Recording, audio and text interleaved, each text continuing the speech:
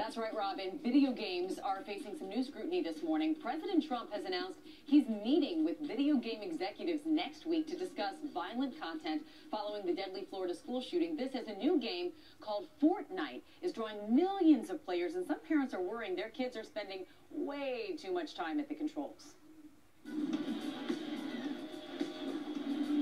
It's the online game that has fans in a frenzy. Fortnite's objective? Players in the game's free Battle Royale version join teams and battle up to 100 others to be the last person standing. The multiplayer melee drawing comparisons to blockbuster franchise The Hunger Games. I volunteer as tribute.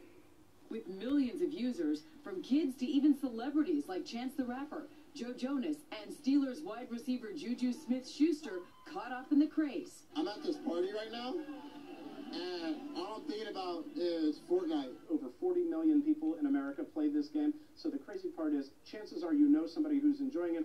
And with the option for users to buy upgrades and bonus features, the company reportedly raking in big bucks off the game's big buzz. It wouldn't surprise me if they were making hundreds upon hundreds of thousands on any given day. In fact, maybe even over 1 million.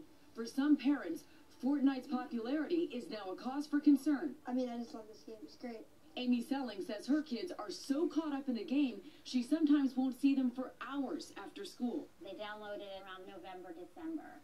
Around that time, I guess that's when they slowly started to disappear. She wrote about her experience in a blog titled, How I Lost My Children to Fortnite. The post garnering big response from other parents across the country. Everyone's sort of struggling with the same thing. How much time do we let our children actually play this where they're not fighting and they think they've had enough time and I'm not the bad guy? And it's not only Fortnite. Just this year, in a controversial decision, the World Health Organization officially recognized gaming disorder as a mental health issue. The American Academy of Pediatrics advises parents to place consistent limits on screen time, making sure it doesn't take the place of adequate sleep, physical activity, and other behaviors essential to health. But for worried parents, Fortnite's social aspect may actually have a positive effect. The beauty of video games is they're moving from being solo experiences to more social experiences that invite people to come together and bond over a shared positive activity. To further the discussion, let's bring in clinical and sports psychologist Dr. Jonathan Fader. And Jonathan, thank you for joining us. From a clinical perspective, what makes this game different than any other games that we've seen before, and how does it affect the brain? Listen, when you mentioned Fortnite here in the studio, there were people high-fiving. I saw a bunch of teenagers in the studio high-fiving. This is a viral game. People are so into this game, and the thing that makes Fortnite so different is it's so interactive, Michael. I mean, people can play duo as a team and really interact over the video game. It affects our pleasure centers of the brain. That's what video games do, and this one is really intense. Okay, so speaking specifically to Fortnite, how much playing time is too much time? Parents want to know, what limits do we set? Well, the American Academy of Pediatrics says if your kid is 2 to 5, it should be an hour or less a day.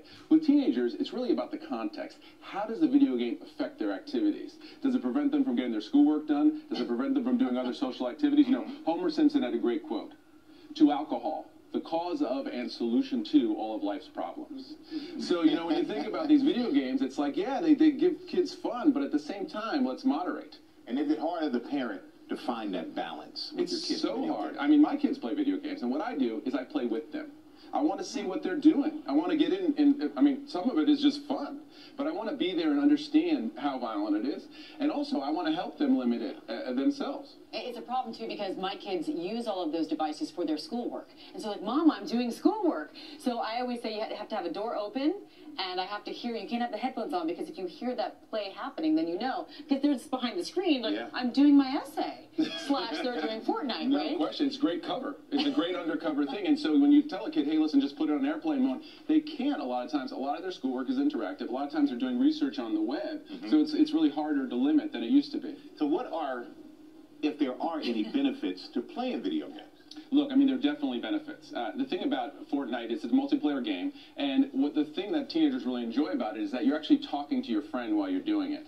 Now, so that's really one of the fun parts about it, and that's what sucks people in and says, hey, 5 more minutes, Mom, 10 more minutes, Mom, 3 hours more, you know, and you can spend your whole life down there in the family room playing. It's that interactive component. A lot of kids who aren't connected in sports or other settings really find a social scene in that, which is as a benefit, but in moderation, it can really get out of hand. Yeah. moderation being the key. And I like that. You play with your kids so you know what they're doing, and you can say, hey, it's time to cut it off. Yeah, Michael, you play with your kids, and also you find other ways to limit it. What I say is, stop telling your kids, don't do this. Tell your kids, do this. Yeah. Give them the other activities. Give them other things to do. If you're just telling your kids all day, stop doing that, it's just going to be a drag. Connect with them. Understand what they like about it. All right, Dr. Fader, thank you so much. It's a pleasure being with you guys.